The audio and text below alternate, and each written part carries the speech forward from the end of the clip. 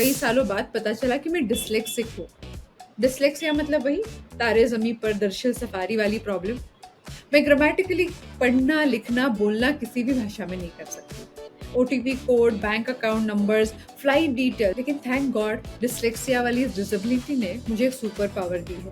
Can you dismantle showing up here for coaches, because it becomes a big word and people think they're showing up, but Okay. what does really showing up means? Okay. So showing up is pushing your boundary, I would say, by 1%. Okay. Whatever challenge you take, whatever work you do, I always feel every 3 months I challenge myself to do something new, a skill that I do not have. It doesn't get easier, you get stronger. A philosophy that has guided our guest journey for the past 2 decades. Welcome, Aditi Surana, one of our youngest coach in India, who actually started her journey much earlier. I would say motivated by life circumstances. She started her entrepreneurial journey at 18. She has worked with organizations like Discovery, IBM, Tata Motors. She's a keynote speaker, TEDx speaker, works with senior leaders, and has been rewarded by multiple awards. She is a story of true resilience. I got introduced to Aditi through a co authored book where our stories are covered called Sheroes, and it was such a pleasure to listen to some of her videos and see what she brings to the world. At such a young age, she has already helped so many leaders change their lives. So, welcome Aditi on the show today. All right, so welcome Aditi. Hey, how are you? Very good. A very unique qualification. I got to know that if you want to become a coach, you have to leave house. Can you tell me more about that? So it was 10 o'clock in the night. I was 19 years old, and my father got into a conversation over dinner, and he said, "So when are you filling your engineering forms?" And a typical like, "You're so analytical and you must be an engineer" kind of a conversation. And I have been meaning to tell him then, but I didn't have the courage to confront my father. So finally I said, I think I don't want to do this, and I would love to be a behavioral expert. And my father freaked out right there, and we had a huge argument. And how it used to happen, you're not supposed to back answer your parents back in the day, at least. So that was the first time I was arguing with my father. So he left the dining table, came back after like 15 minutes, whatever he had thought, and he said, "If you want to do something that you think you should be doing, then feel free, but you can't live under my roof." Wow. And I don't know what got into me. I left my home at 10 o'clock in the night. That was when you were 18. 19, 21 years ago. And where did you go That night I went to a friend's place, and then eventually figured out a PG and figured out a way to Oh, that was serious, huh? He 9 was years serious my about father it. didn't speak to me. 9 years. It was like one. Wow. How as coaches we have to do a lot of work on ourselves. This one relationship gave me ample to keep going back and keep doing all the lessons required. I practiced with my father's journey with me. Yes. Wow.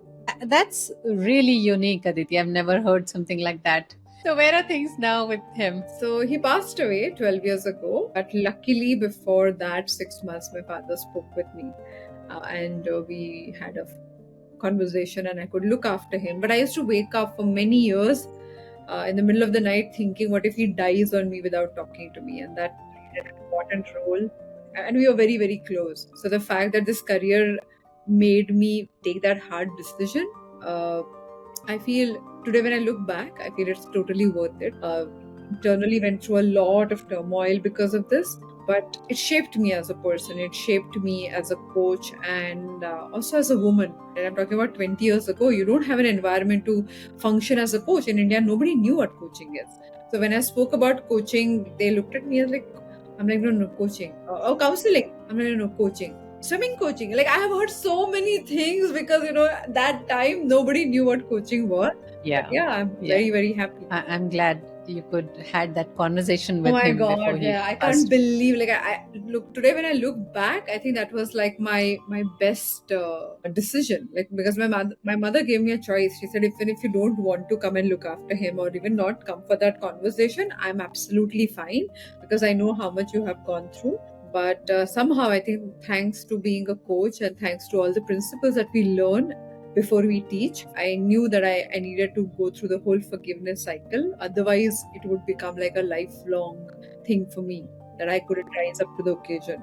So I feel the privilege of being a coach is getting coached in every single session that we coach was on. So that was like fabulous for me. So, one thing that is again getting established is if you decide to become a coach, then life will test you. Exactly what I went through in my own journey. But why coaching? How did it, at such a young age, you wanted to become a coach? Why? I grew up like studying films, discussing films over dinner. And as a child, when I was, I think, 5 years old, I acted in a short film. And on the set, I loved being in front of the camera. I loved the director uncle who was like my dad's friend. And I said, buddy, okay, no, I want to become like an actor and a director. My father said, great, like, observe people if you want to do that. Little that I knew that I fell in love with that whole craft of studying people so much that I became a behavioral expert.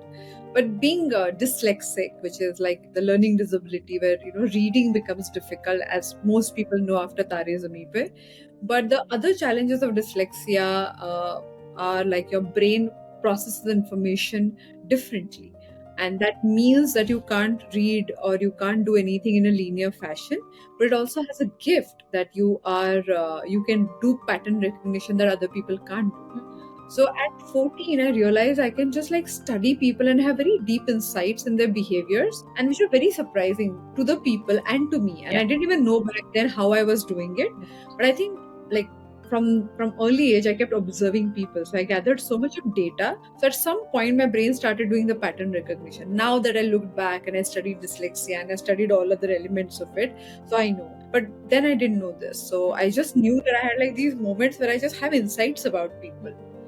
Luckily, after I left home, people saw value in what I was doing. And you know how like when you just start following your path, things just like open up. Literally, I was like, I was invited by different people, or I was somewhere where I happened to talk to someone and saw value in what I was doing. One thing led to the other, and I had a radio show when I was 21 year old. On radio, people couldn't see how young I was. So they only heard my voice and they heard my gyan, and they thought I'm like this 40-year-old person who was giving gyan. So they would just book appointment and come and see me. So that, it is unbelievable when you look back and you say there must be something, that's constantly inviting you to do things that you absolutely can't believe you can do. So, and that story continues after 21 years. So I'm not complaining. Interesting. So, would you say you were guided in your journey to help others because you were struggling yourself? I don't think there's other way possible. Because I think you would agree, Jaya, and I have spoken to many coaches and therapists by now, but we all know that when we are in the session or when we are like really focused on other person's empowerment, we go beyond ourselves. And that slight moment of going beyond ourselves is where I think all of us are willing to go through all the pain and still show up for the next session. We will be crying in our personal life, but we just keep everything aside and we show up for the next session. The whole joy of being a coach, according to me, for many of us, is that moment by moment by moment ability to just go beyond yourself. And I feel artists feel that when sometimes while doing the art from craft, things turn into art when you go beyond yourself. Singers have spoken about this, and there's so many people I keep studying. They say that going beyond me is a moment where I discover myself. And for us as coaches, it happens when we are in the context of the other person, which I feel is so powerful. And I feel that's a privilege. We can we can't do that for ourselves most of the time. Thereby, we can't coach ourselves most of the time. So we require other coaches, other friends, other people to just support us in many, many ways, though we understand it cognitively. But as coaches, in the context of like doing this dance or a play with the other person, we have this moment where we just go beyond ourselves. I think. Yeah, I like what you're saying, going beyond myself as a coach. Yeah. And is that also unleashing our own potential as a coach? Absolutely. Can you talk more about that? So when you, I feel, are asked a question, and then you are like in the moment thinking about, okay, what could be the probable answer to this? In many cases, and it's a synthesis of the answer along with your life experience that finds articulation. If you haven't prepared enough, if you haven't studied enough, if you haven't thought about the frameworks and models and coaching principles, then they won't be that handy. But if you have done that, and if they are like, along available to you, like back of your hand, and on top of this, if you have like this available ability to be present with the other person, then in the moment both of them merge and your life experience comes alive. Like, I believe this very, very strongly. Like, if you want to learn what to do in terms of like the information of the piece, then there are podcasts, and then there are books, and then there is information, and now there's chat GPT. So you don't require another human being to tell you this. It is not the words, it's not the information, but it is the seed of that conversation. A person who has gone through 20 years of commitment, a person who has gone through 7 years of recovery, a person who has, failed 30 times and still had the courage to like show up 31st time. Now the person like that, who is bruised, who is imperfect, who has struggled and still chosen to do the framework that that person is talking about, has the right seed from which you can speak. I believe that every part of our broken piece has the gold in it. Wow. And we got to be looking at our broken pieces as those areas where we have the gold underneath that. Almost like, I call it a gold mine. Now, it's your personal life experience that makes your coaching lesson more meaningful. Correct. Right. I've seen two types of coaches. One who like believe in it and they own it and they say, okay, I'm broken here and I couldn't do this and I will talk about this. But then there are other coaches who feel very embarrassed about the broken parts. And I have been both types. So I know how both type feels because, my father's story or like the struggle of it, I have been more comfortable to talk about it and I have shared that with people. But when I was going through a divorce and I was 29 back then, I'm like, how am I going to show up as a coach now? Because what would people think? I have failed in like the most important area of my life. And now, kis muh se I will coach them? Like, what authority do I bring to the table? Yeah. So does it mean that coaches' lives need to be perfect? I feel if your life is not perfect or rather imperfect, you might have more chances of being a better coach. And does that mean that if you didn't have crisis in your life, you can't be a good coach? Then you have to study more, my friend. You'll have to study more. Yeah, because certifications. Yeah, because these are the questions that come to me saying, I didn't go through a difficult childhood. Does it mean I can't become a good coach? Because the being piece gets really, the batter and the marination, so to say, comes from those adversity is what I believe. And I've also seen some very wonderful coaches who have not gone through those kind of adversities, but still carved out something better for themselves. Being a great coach comes from having the muscle of empathy. Some people achieve that without having gone through the experiences that have damaged them. But many people find it easy to empathize with similar situations that their life experiences brought. So it took me many years to forgive my father, and then further few years to forgive myself for not having the wisdom to, deal with that situation better. But I feel forgiveness, anytime that conversation came, I could empathize with both parties because of my personal experience. There's time for forgiveness. There is, I think. So Aditi, you spoke about the poem you have about your life. Yes. How about hearing that? Because I think a lot of questions will come from there. Sure. So the poem is called कुछ भी हो जाए तो कुछ नहीं होता. Yes. कुछ भी हो जाए तो कुछ नहीं होता. हाल ही में इंस्टाग्राम में मैंने किसी एक्ट्रेस को ये कहते हुए सुना and it got me thinking. गौर कीजिएगा, कुछ भी हो जाए तो कुछ नहीं होता. डर के इस बाजार में व्यापारी बहुत है. क्या हो जाएगा, हाय लोग क्या कहेंगे, कैसे मैनेज होगा, ऐसे इश्तिहार दिखा दिखा कर डर की यहाँ खरीदारी बहुत है. अगर ठीक से आपके मन में डर बिठाया न जाए, अगर डर को प्रॉपरली फिट किया न जाए, तो हमें ये ढेर सारी चीजें बेचेंगे कैसे. फेयर एंड अगली की क्रीम से लेकर वेट लॉस वाली ग्रीन टी तक, और 30 इयर्स के होम लोन से लेकर डर के आगे जीत है वाली कोल्ड ड्रिंक तक. सोचिएगा जरा, अगर ठीक से हमारे मन में डर बिठाया न जाए तो हमें ये ढेर सारी चीजें बेचेंगे कैसे. अपने आप से खुश और रैट रेस से परे अगर कोई समाज बन भी गया, तो उस समाज को ये व्यापारी अपनी उंगलियों पे नचाएंगे कैसे. मुझे आज भी याद है, 19-20 साल पहले की बात है, जब मैं खुद 19-20 साल की हुआ करती थी. जी हाँ, मैं वही वाला साबुन लगाती हूँ. मेरी त्वचा से मेरी उम्र का पता नहीं चलता. उस रोज मेरे बाबा ने मुझे जिंदगी का सबसे खूबसूरत तोहफा दिया। वो इंजीनियर बनाना चाहते थे मुझे, पर बाबा, मैं जिंदगी भर लोगों के मन से डर हटाना चाहती हूँ। लोग डर खरीद खरीद कर मर मर के जी रहे हैं, मैं उस डर को उनके मन से मिटाना चाहती हूँ। बाबा ने कहा, अच्छी बात है, हॉबी की तरह करो, ये कोई काम नहीं है। अगर पैशन है तो प्रोफेशन संभाल कर करो। करियर एक प्रैक्टिकल डिसीजन है बेटा, इसमें इमोशन का कोई काम नहीं है। कैसे बताऊं बाबा, ये मेरा सपना, मेरी मोहब्बत, मेरी इबादत है। नहीं बेटा, ये जवानी का खून, नया कोई फैड या फिर मेरे खिलाफ तुम्हारी बगावत है। लोग खुलकर बात करते हैं मुझसे, अपनी मुश्किलें बताते हैं। जितनी गहराई से मैं उनको समझ पाती हूँ ना, उसमें कोई तो बात खास है। थोड़ा वक्त लगेगा बाबा, पर करियर कर लूंगी मैं। भरोसा रखो, मुझे अपने आप पे पूरा विश्वास है। जब तक की बात खत्म हुई, रात के 10 बजे थे। बाबा गुस्से से डिनर टेबल से उठकर जा चुके थे।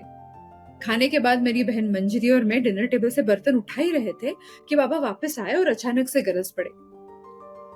तुम्हारी लाइफ, तुम्हारा डिसीजन, जो करना है करो, मैं रोकूंगा नहीं। करो अपना करियर, अपनी लाइफ बर्बाद, पर मेरे घर पर रहकर ये सब चलेगा नहीं। शायद मैंने कुछ गलत कह दिया हो, या फिर मेरा तरीका गलत हो। बाबा ऐसे कर ही नहीं सकते। How can he throw me out and just ask me to go? मतलब हम दोनों बेटियों को बाबा ने बड़े नाज से पाला था। माझ्या मुली मुलींपेक्षा कमी आहेत का? मतलब हमारी छोरिया छोरों से कम है के? ऐसा आमिर खान वाला डायलॉग कई साल पहले कई लोगों को मराठी में बोल डाला था। पर सिचुएशन क्लियर थी। आज मेरे एक डिसीजन से हमारा घर टूट जाएगा। बाबा के साथ साथ आई, मतलब मेरी माँ और मंजिरी का भी साथ छूट जाएगा। करियर तो कैसे कैसे कर लूंगी मैं, पर इसकी खुशी किसके साथ बांट पाऊंगी? एक मिनट, वो बात की बात है, रात के 10 बजे है, इतनी रात में कहाँ जाऊंगी? पर उस दिन कुछ सोच के मैंने भी डिसीजन ले ही लिया। भाई दूज, इंटर्नशिप और गुल्लक के मिलाकर 4,751 रुपए।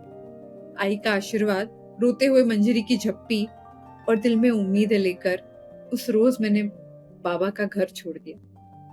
अभी भी सोचती हूँ, सेल्फिश था क्या मेरा डिसीजन? मैंने अपने सपनों के लिए हमारा परिवार तोड़ दिया। उस रोज मेरे बाबा ने मुझे जिंदगी का सबसे खूबसूरत तोहफा दिया।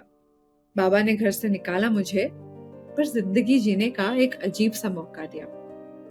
क्या हो जाएगा, हाय हाय, लोग क्या कहेंगे, कैसे मैनेज होगा? घर से बाहर पड़ते ही डर के व्यापारियों ने मुझे घेर लिया। जिनको अपना समझा था, ऐसे दोस्तों रिश्तेदारों ने मुझे इग्नोर किया और मुझसे रिश्ता ही छोड़ दिया। सच कहूं, कॉलेज की फीस, रेंट के पैसे, खाने का खर्चा, जिंदगी ने जोर का झटका बड़े जोर से ही दिया था। सर्वाइवल किट की इस लंबी लिस्ट के आगे मेरी मोहब्बत, मेरी इबादत वाले सपनों का भरोसा तोड़ सा दिया था। बस 3 बातें काम आई। कंटेंट क्रिएटर हूं, 3 बातें बताना तो बनता है। पहली ये कि गलती से मेरा अंदाजा सही निकला। तब पता नहीं था, कई सालों बाद पता चला कि मैं डिस्लेक्सिक हूँ। डिस्लेक्सिया मतलब वही तारे जमीन पर दरअसल सफारी वाली प्रॉब्लम। मैं ग्रामेटिकली पढ़ना, लिखना, बोलना किसी भी भाषा में नहीं कर सकती। OTP code, bank account numbers, flight details, यहाँ तक एक छोटा सा फॉर्म भरने की भी मैं कोशिश भी नहीं कर सकती। लेकिन थैंक गॉड, डिस्लेक्सिया वाली इस डिसेबिलिटी ने मुझे एक सुपर पावर दी है। हाई एम्पैथी, मतलब लोगों के इमोशन को गहराई से समझ पाना, विद हाई एनालिटिकल थिंकिंग, मतलब इमोशंस में डीप डाइव करके वहां सोल्यूशन के कोई मोती ढूंढ लाने की पता नहीं पावर कहाँ से मिल गई थी। जब लोगों को पता चला कि लड़की में पावर है बाबू भैया, तो लोग ढूंढ ढूंढ के आने लगे। सीईओ, सेलिब्रिटी, मीडिया वाले, यहाँ तक कि इग्नोर करने वाले रिलेटिव्स भी मेरे गुणगान गाने लगे। इनविटेशंस आए, बड़े बड़े कंपनियों ने बुलाया। थोड़ा वक्त लगा, पर धीरे धीरे मेरा सपना रंग लाया। दूसरी बात, डर से दोस्ती। बाबा की तालीम थी, सही या गलत जो भी हो तुम सवाल पूछो, लोग जो भी कहे तुम बिंदास बेमिसाल पूछो। ये मैंने आज तक कहीं देखा नहीं है। हमारे यहाँ भरी सभा में हाथ उठाकर सवाल पूछने के बाबा 10 रुपए दिया करते थे। उन्होंने मुझे डर खरीदना कभी सिखाया ही नहीं। भूखे सो लो, अकेले रो लो, थप्पड़ भले खा लो, पर पीठ दिखाकर भागने का ऑप्शन गलती से भी कभी दिखाया नहीं। कुछ साल बीते, काम पर पैर जम गए मेरे। तब सेटल होने के बजाय मैंने अपने फील्ड में कुछ एक्सपेरिमेंट्स किए, कुछ नॉर्म्स को क्वेश्चन किया, खुद की रिसर्च की और मन से डर को निकालने के खुद के इन्वेंशंस किए। मेरे फील्ड में जो नामी सीनियर्स थे, दिग्गज थे, उनको ये बात कुछ जमी नहीं। कहाँ से आते हैं ये बच्चे, क्यों बदलनी है चीजें, सही तो है, पुरानी तरीकों में कोई कमी नहीं। पर सवाल पूछकर 10 रुपए कमाने की आदत थी ना मुझे। मैं उन लोगों से बिना डरे भिड़ जाती, सर पर कफर बांध कर जो बात सही लगे उन बातों पे अड़ जाती। ना उन्हें सच सुनने की आदत थी, ना मुझे झूठ बोलने की जरूरत। बातें बढ़ी, मामला संगीन हुआ। किसी बड़े सारे सर ने मुझे धमकाया, stop this nonsense Aditi, I will destroy you, ऐसे कहा। मैं हंस पड़ी। मैंने उनको समझाया, घर से निकले हुए फकीर ऐसी धमकियों से डर जाएंगे, ऐसी उम्मीद भी नहीं करते। मेरे बाबा ने मुझे खुद घर से निकाला है सर। हम जैसे लोग किसी के बाप से नहीं डरते। और यहाँ आती है मेरी तीसरी बात, जहां से मैंने शुरुआत की थी, याद है आपको? कुछ भी हो जाए तो कुछ नहीं होता। मैं जब भी ये कहती हूँ, लोगों को लगता है मैं किसी फेलियर की बात कर रही हूँ या बड़े सारे सेटबैक की बात कर रही हूँ, पर बात तो एक्चुअली उसके ऑपोजिट है। बड़े दोस्त बने मेरे, दुनिया भर के टीचर्स ने मुझे समझाया, पढ़ाया, बड़े बड़े लोगों ने तारीफें की, अवार्ड्स मिले। मैंने भी मेहनत करके बिजनेस को खूब बढ़ाया। पर बाबा ने 9 साल बात नहीं की मुझसे। कई कोशिशें की, पर बाबा नहीं माने। मैं जब भी नया ऑफिस बनाती, उनको इनवाइट करती। वो फॉर्मेलिटी के लिए आते, लोगों से मिलकर मुझसे बिना बात करे चले जाते। पिछले 19-20 सालों में, जो ऐसे देखा जाए तो बहुत लंबा वक्त है, हम लोगों ने 4-5 लाख लोगों के साथ काम तो कर लिया। मन को बचाने का जो जिम्मा लिया था, वो धीरे धीरे पूरा भी कर लिया। पर बाबा ने 9 साल बात नहीं की मुझसे। बाबा, आपको रूमी पढ़ना चाहिए। वो कहता है सही और गलत के पर एक मैदान है, मैं उस मैदान में बैठकर आपसे बात करना चाहती हूँ। मुझे सच्ची लगता है, कौन सही कौन गलत, इस तकरार में हम दोनों ने अपनी जिंदगी के 9 साल फिजूल किए। जिनको नाज हुआ करता था मुझ पर, वो मेरे बाबा मुझे पूरी तरह से भूल गए। काश ऐसा होता, जिस दिन मैंने घर छोड़ा हम बात कर पाते, आप मेरी बात सुन पाते, मैं आपकी बातें समझ पाती, आप मेरी बातें सुन पाते। 12 साल पहले बाबा गुजर गए। जाने से कुछ 6 महीने पहले बाबा ने फाइनली मुझसे बात की। हम दोनों खूब रोए। रूमी के मैदान में बैठकर ढेर सारी बातें हुई। वक्त कम था उनके पास। आंसू, मुस्कुराहटे, आंखों में बसा प्यार, ऐसी छोटी छोटी चीजें सौगातें हुई। हॉस्पिटल बेड पर लेटे हुए बाबा बड़ी मुश्किल से सहारा लेते हुए उठे। उन्होंने मुझे गले से लगाया और बोले, I am proud of you. अच्छा हुआ तुम चली गई, मेरी बात मानी होती तो आज ये सब नहीं होता। मैंने कहा, नहीं बाबा, आपके बिना ये सब करने में मजा नहीं आया, क्योंकि अपनों के बिना कुछ भी हो जाए तो कुछ नहीं होता, कुछ भी हो जाए तो कुछ नहीं होता। वाओ, जस्ट आपने तो मुझे ही रुला दिया। This must have been very tough for you, Aditi. It was. So how did coaching recover you? This is not easy. No, it wasn't easy, but I also felt very passionate. As a child, I felt so rejected, and I knew I had the talent required. I knew the answers, but I couldn't write them. I knew that I had the ability to go about it, but I was always one of those bottom students in the class. That feeling just stayed with me, and for the first time when I started reading psychology and behavioral analysis, and I still remember There's a psychiatrist, Indian psychiatrist called Dr. Anand Nadkarni, and he's Mumbai based, and he's done fabulous work. And his format was like Oscar Wilde. He wrote like small observational pieces, and that encouraged my observational thinking. But he also gave frameworks. So when I started using it, I realized, oh, life is easier, and I can actually solve the problem which I couldn't solve. And that was my first breakthrough. I felt, what if I get to teach this to people so that they don't have to suffer the way I suffered? So I was so passionate. I'm like, no matter what, like I always felt my father can't see what I can see. I know how many people can get benefited if they get that one solution. Even till date, when I talk about mindset and behaviors, people meet, I think as coaches, we have this privilege. People meet me after 8 years, 10 years, and they say that one line that you said and that one example that you gave, and that one moment that I had in your session. And how many people get to do that? Because I started experiencing this magic at 19, Yeah. I would have given my life to it. Like I gave my life to the whole thing, but there was no choice in my world. There was no choice. I blush after 21 years. I blush every time I talk about like coaching as an experience. I feel like how many people get to do that. So are you saying that? So did it really fuel your, this difficult experience of leaving home? Did it really fuel your passion more in coaching? Absolutely. And also like that time at 19, you also have the ego to prove everybody wrong. So with all honesty, it was also like, you can't see what I can see. I want to prove you wrong. So that also fueled initially. But in very short period of time, touch wood, the success was, like I got recognized. So because of which I started working with CEOs and leaders when I was 21.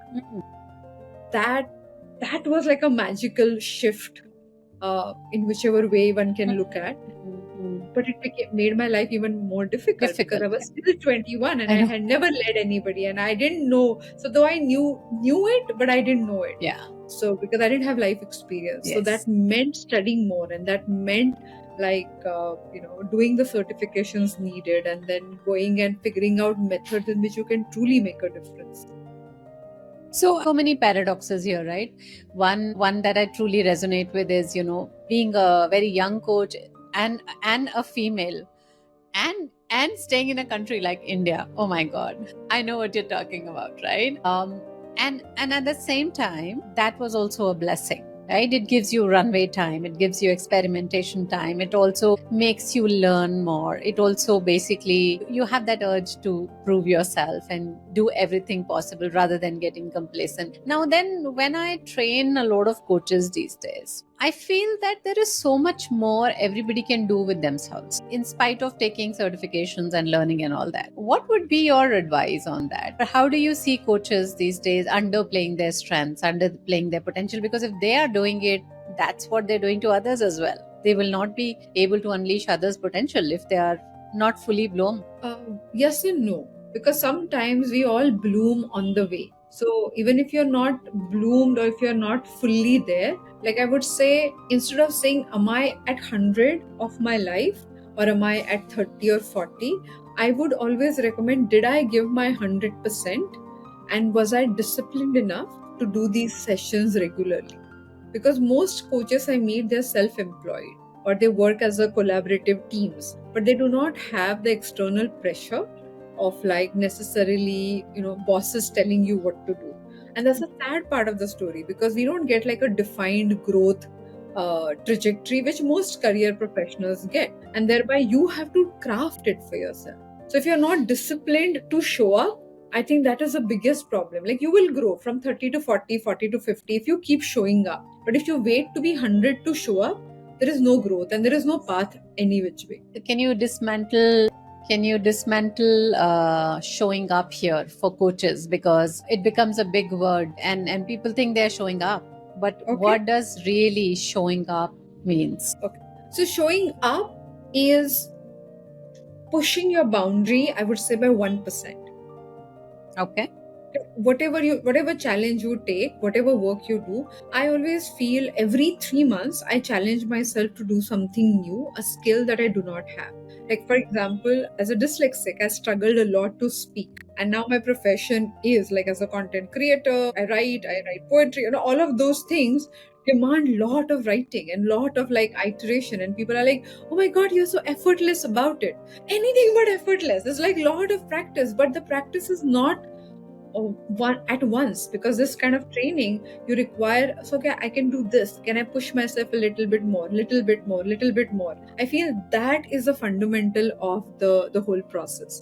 So showing up is challenging yourself a bit more. So for example, every day, if you don't have a client every day, then are you studying and are you building the skill set? Are you practicing the next framework? Have you picked up a framework for this month or this quarter or like these 100 days, where every day you're going to implement that framework as a choice to know whether I can trust it so that I can teach this to my client?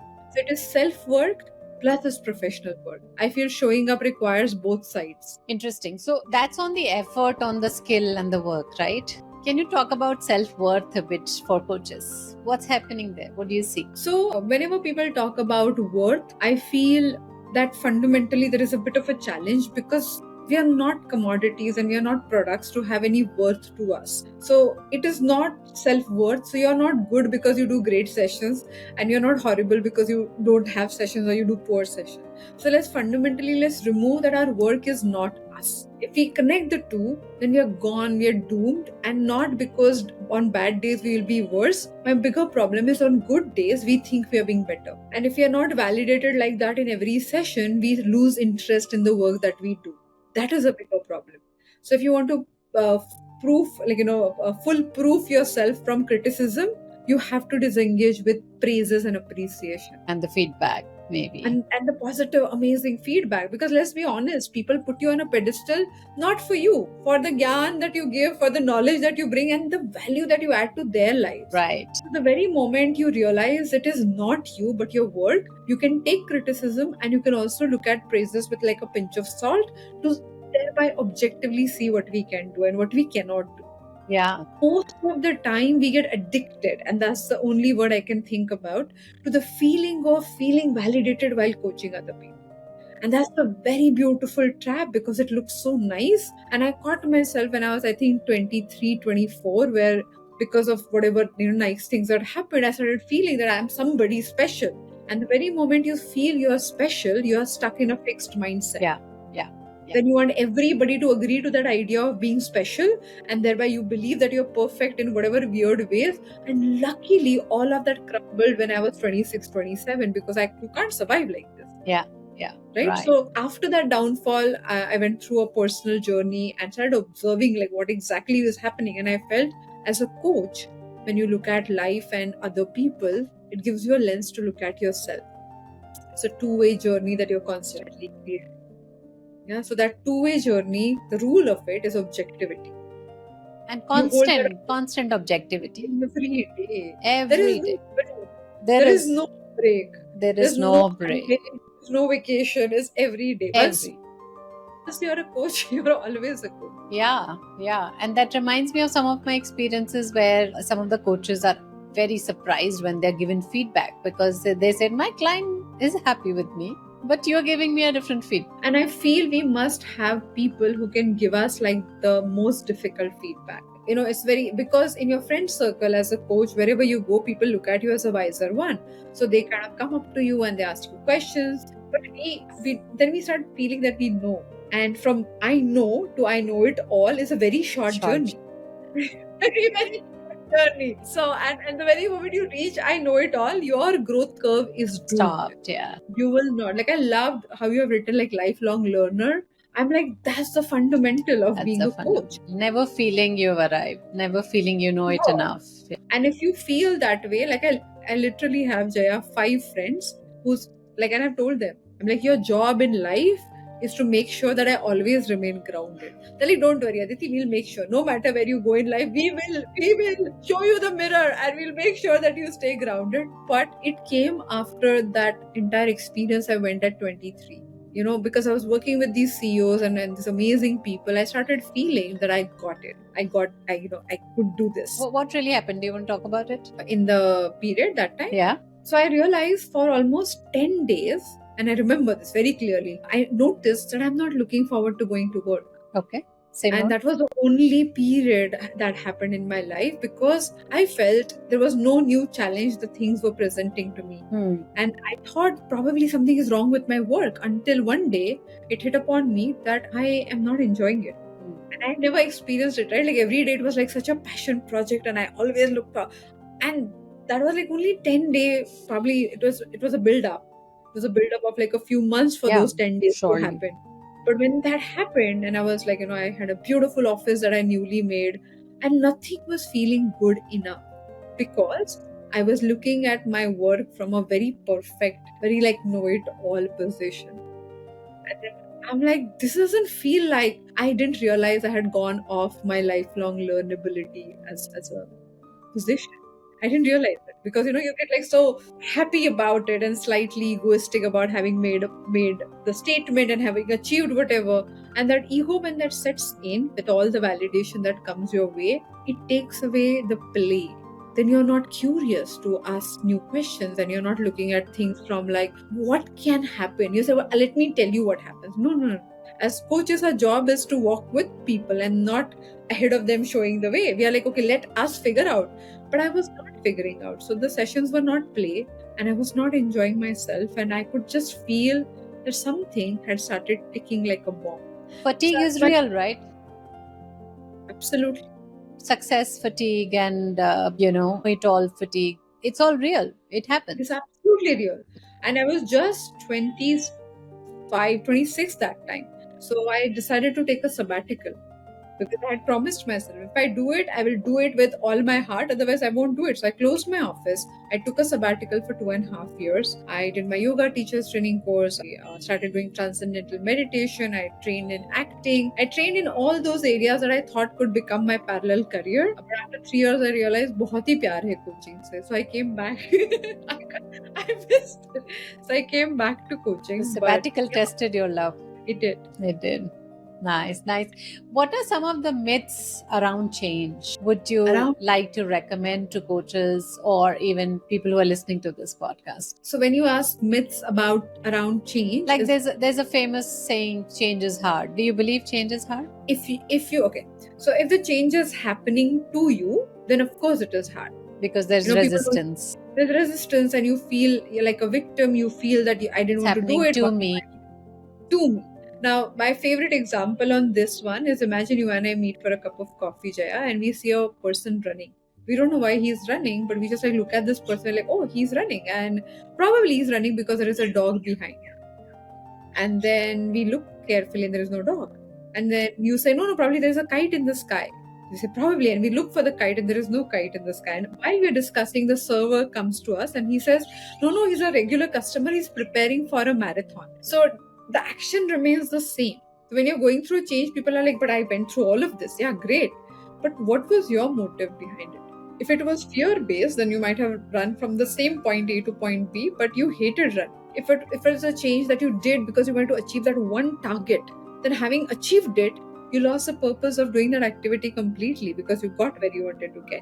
Or you didn't get that achievement and then you felt disappointed and you never ran again. But if you're running because you love running, you're changing because you're like, okay, in this change, I'm going to learn these elements and this is what I'm going to focus on. Like a person who's preparing for a marathon, you'll wear your headphones, you'll wear your favorite shoes, you'll choose your track, you say hello to people. So all the running will also have activities and meanings and observations that you would enjoy. So you're saying that when you happen to change, it's much more fun than when change happens to you. No, I'm saying even if the change happening to you, if you can find ways in which you find your own markers, your own learnability spaces, then this change is not happening only to you. As if it's not a passive activity. Then you are actively saying that while it is happening, what can I do? Like, for example, while I had left home and I was like dealing with like paying my college fees, I'm like, okay, that is still a challenge. But while I'm doing it, I can't like apply for a certification right now. Can I pick a book and can I still learn? And can I learn about resilience? And what great authors talk about resilience that I can borrow from. Now, this is my internal learning while I was in the middle of a chaotic situation. And if I could apply the principles then they're with me encoded. They will not leave me. So I believe in the complicated phases, one should challenge oneself a little bit. And then you kind of make the most of it because it's a gold mine. So how frequent do you advise coaches to challenge themselves? So I feel every day if you can, but also do it in a manner that can be quantified. I recommend every year I take 3 100-day projects, and one is with my best friend because we are 100 days apart. So from her birthday to mine, we would just take a creative project. She's an artist. Other project would be about something that I would like to work upon or build as a professional. Something else could be something else. So every year it changes. 3 projects, 100 days, and then 3 months I would not do that. It can't be all the time. You need break from constantly learning on things. But once I took 3 months project only to work on my back bends. And for those 3 months, no matter what workout I did, it was working on the back bend, because through these learning curves, we are training our minds how to learn. And that is no matter what you learn, the brain that learns goes through similar processes. So if I want to remain agile to learn, I got to keep building the muscle of learnability. And that is lifelong job. You can't get done with it, because we change and people become so rigid. These CEOs and leaders I work with, the bigger challenge I feel is it's very tough to meet them at some point, because they become so rigid. And rigidity is about not knowing how to challenge yourself. Yeah, and it also is hard to challenge your comfort zone because you have seen things working in your way of doing things. And we all know what happens with especially very senior people who meet a coach for the first time and you young lady, what are you going to teach me or tell me that I don't know, kind of. I also want to urge this to all the coaches. Every single time when you have a new person, there is this initial phase of proving yourself to that person. Please don't take it personally. Interesting. Right? If you go and buy a television set, the salesperson has to convince you how these features would help you. Right? Similarly, if somebody has to trust their entire life or life decision or a phase to you, they have to know what features you bring to the table. So do not take it personally. I know many coaches get discouraged. They say, I've done so much of work, but that person is knowing you for the first time. So be okay and open to tell them the same story as if you're talking to a child or telling it for the first time for yourself, because for that person it's the first time. So don't feel disheartened, and please do not take it personally. Interesting. So coming to selling and coaches, what's the relationship have you seen? I have seen some of the most amazing coaches struggle with this element of selling. What do you have to say to them?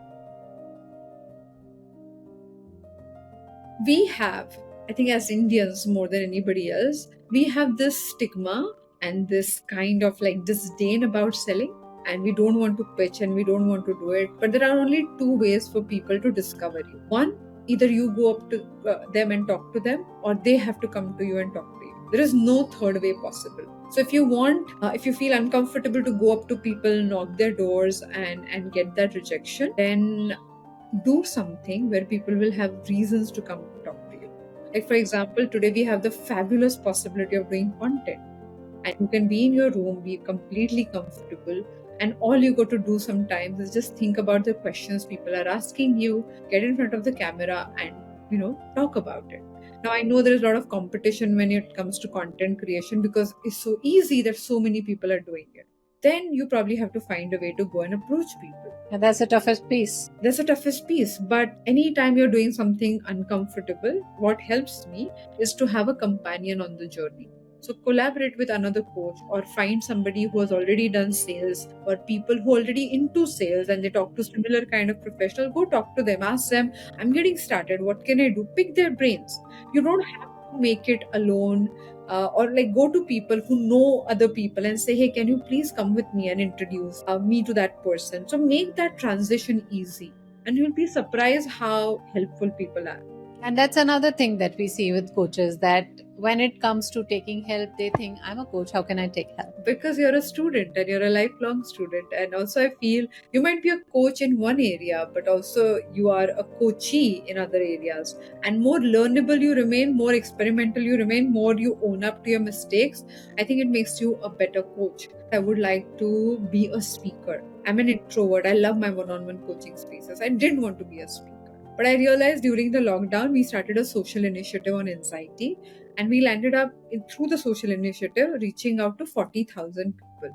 And that I genuinely believe, what if I die? What will happen to all the work? So I might as well give it free. So I did like some 21-day processes for people. It was like genuinely, like we went all out, thinking that ki kiska kuch bhi ho sakta hai. That was my simple thought. But at the end of it, I realized people were inviting me to speak, and I said, if I can create a bigger, larger impact, then I have to go beyond my comfort zone. Now, I don't like to meet a lot of people. And I know when you like go train, you have to be there for 2 days. And for me, it is difficult. I started training myself to it. I found people who are already doing it. In the last few years, I have a team of people who would like go pitch on my behalf. But all of this, I had to learn how the B2B business works. Yeah. So it's not something that, so if you can't do it, because I am still uncomfortable. Yeah. If I can't do it, I have to have the possibility where other people can do it. Right. But thereby, I need to learn how to manage these people. So if not skill A, learn skill B. If not B, learn skill C. Yeah, even if to hire people to sell, you need to first be comfortable with that process yourself, so that you can guide them, because they will always look up to you. You're the boss. You'll always look up to you as to how do I go about it. But the point here is, if I would not give up on the possibility, I would always come up with like, okay, because if you are impact driven, then you would not use your limitation as your excuse. Like fundamentally, if I'm me driven, then I would say, okay, is this uncomfortable for me? Why should I do it? Life is going well. I'll have all the rationalization. But like from the day one, as I was mentioning in the poem, till date, I'm very impact driven. I feel like I know there's somebody like that younger Aditi who requires help, and I would want to go and be available. So if I'm not available, I feel I might have missed the possibility.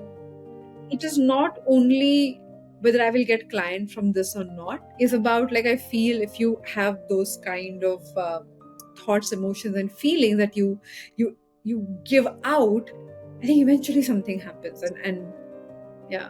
So I'm also noticing that your intent has not been, I'll build a business and I'll live comfortably and I'll work 2 hours a day and that's it. It is all coming from giving back. All those things are important. It helps. All those things I'm doing.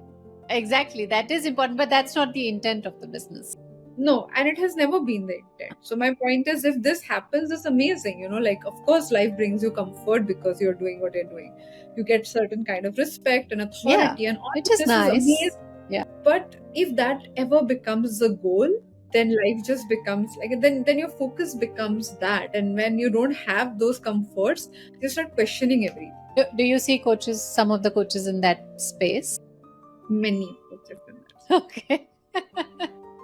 They're so particular about what they will and what they will not do, and they have lots of preferences about how they would want to work. I feel our job like doctors is to show up, and the patients will find us. If you don't put up that clinic metaphorically, then people don't know where to find you. So as coaches, your websites, your social media handles are our clinics. So what does this kind of showing up do to the coaching industry? What do you mean by that? Like when you have a lot of coaches who are not showing up for themselves, how do they actually impact the reputation of coaching industry? Jaya, I'm going to be as straight, okay? I have met coaches where I feel that you shouldn't be a coach. I have felt this. I'm like, please don't talk to any other person because you're not doing self-work. And it's okay if you're imperfect, but if you're committed.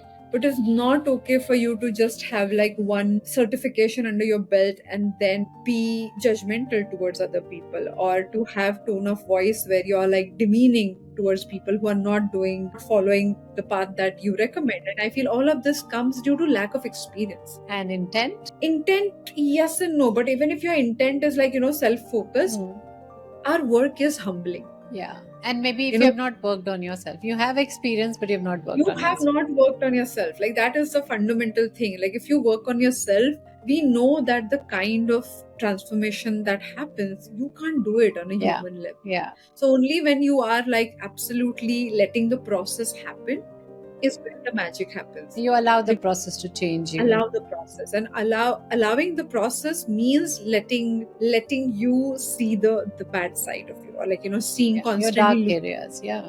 your dark area. So if you're not doing that work, it will catch up with you. It will catch up with you. And if you're doing the work, your reputation will precede you. So I think it's as simple as that. So if you're not getting coaching work, and if you're struggling there, ask yourself, are you doing self work? Because most of the time when you're not doing the self work, we all struggle and suffer. When we do the self work, things. Yeah, and that's very interesting because I noticed that in my journey that you are not really there to, you're not a commodity, right? People will find you if you have done the work on yourself. You will be, people find you. You just do your work. Obviously, you have to, it doesn't mean you don't do selling and marketing, but do your self work, and that's like a magnet. So marketing without self work won't work. Won't work. Yeah.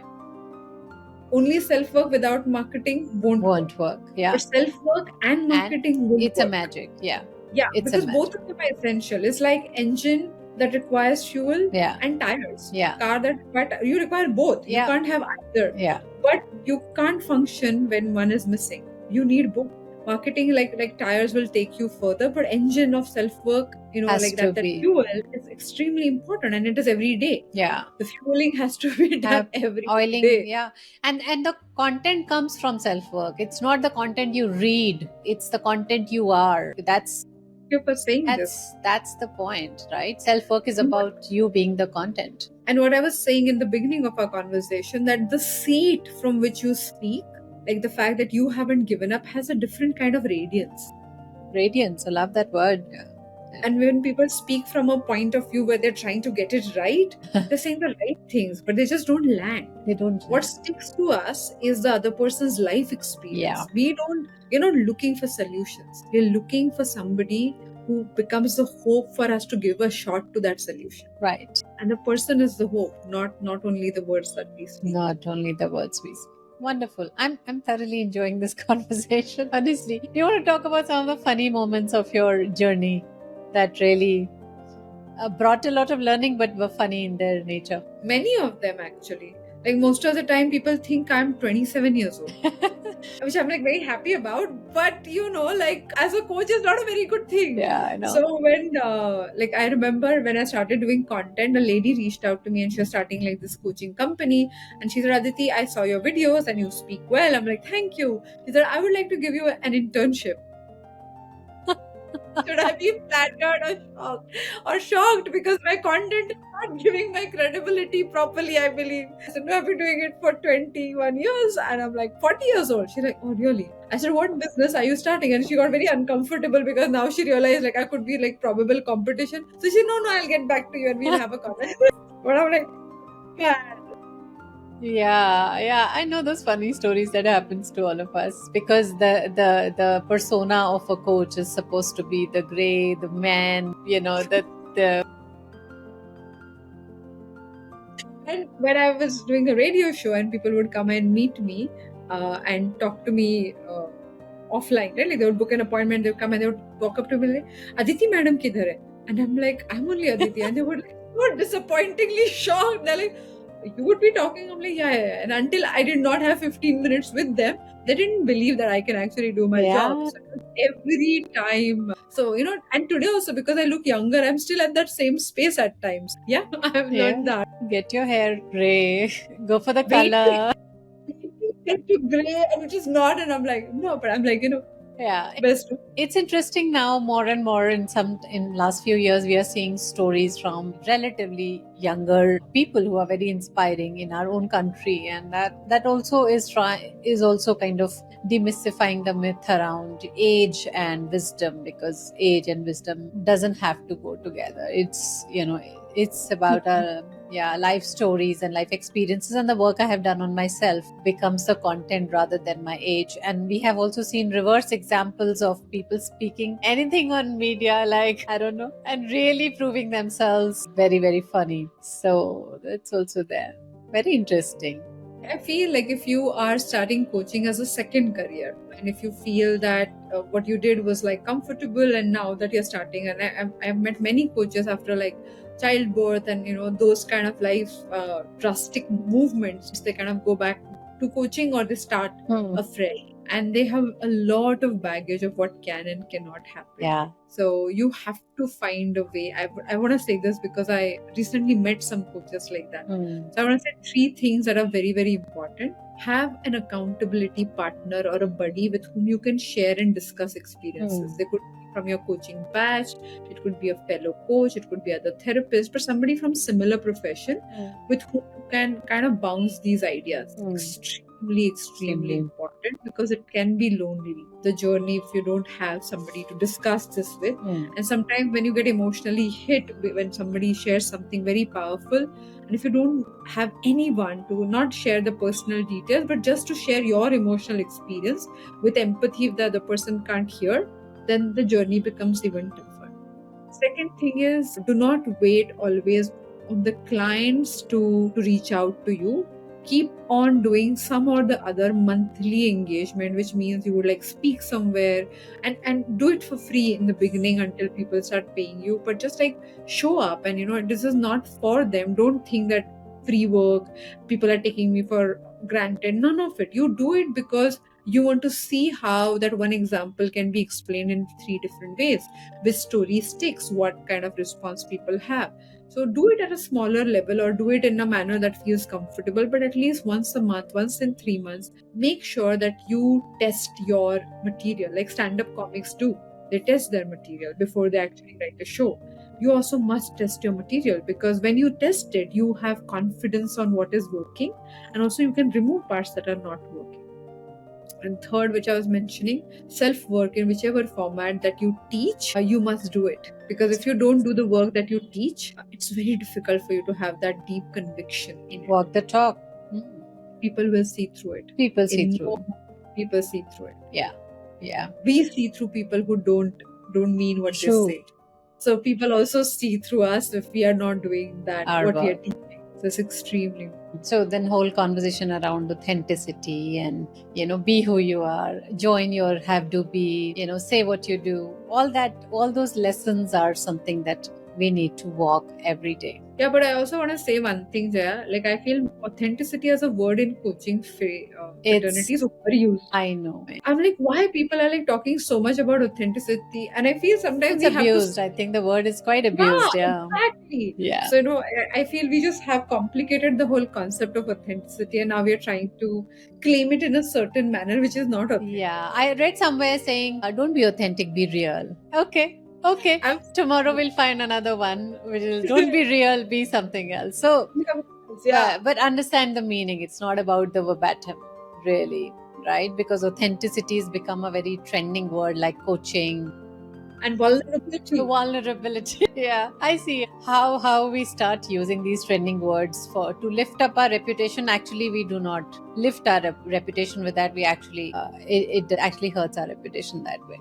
Aditi, this is amazing, and I can go on, but I see that we have a time. And yes, thank you so much for anything you would like to say before we go to the listeners. Being a coach is one of the most amazing privileges one can have. Yeah, I agree with you. You can't be a coach if you were not meant to be a coach. This profession of touching lives, I think, happens through us and happens to us because somewhere, we were meant to do this. And I'm a big believer of that. So no matter how tough it becomes, don't give up on yourself and don't give up on the instinct that got you to be a coach, and stay at it. Yes, on social media, I would love that. My name Aditi Surana is my social handle for Instagram and LinkedIn. I'm very active there, also on YouTube. So please do write if you're a coach, and if I can help in any way, I'm more than happy. There are these everyday struggles that we have. So join the group where other coaches can help you, because I feel we don't have to repeat our mistakes. And I have learned so much from other coaches who are like senior, my teachers, and they just made my life easy. I didn't have to go through the same learning curve because they just said, okay, this is what we have tried and tested over the years. So if you have a teacher who can teach you how to be a coach and how to be a professional coach and how to market it, all of these, please don't give up on that. That's invaluable. That's just like a shortcut to get wherever you want to get. Thank you so much. Thank you. It's such a great experience, and we will stay in touch. And Jaya, thank you for doing this. I think coaches require this like space where they can hear from other coaches to say that they can survive this whole battle. Yeah, they'll see through. If they're really passionate about this field and they see through. It is a tough career to be in, honestly, but only if you have the right intent to make an impact in others' life, definitely you And can right see environment. through then the right And- environment. And I think you can create environment if you're really passionate, right? That's Absolutely. also important. I mean, we are the custodians of change, so whatever is not working, just go and change that for yourself. I like it. Custodian of change. I Yeah, like it. yeah. Yeah. Thank you. Thank Thank you. you for so many learnings. Likewise, I'm also so happy to connect with you.